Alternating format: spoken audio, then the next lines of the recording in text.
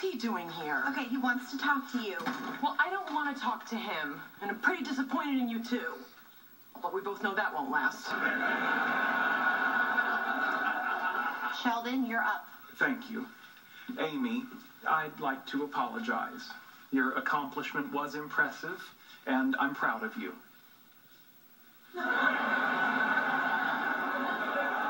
We both know that's your koala face. I told you.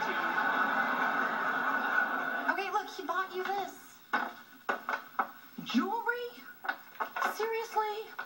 Sheldon, you are the most shallow, self-centered person I have ever met. Do you really think that another transparently manipulated... Oh, it's a tiara! A tiara! I got a tiara! Put on me, put on me, put on me, put on me, put on me, put on me, put on me. You look beautiful. Of course I do! I'm a princess and this is my tiara!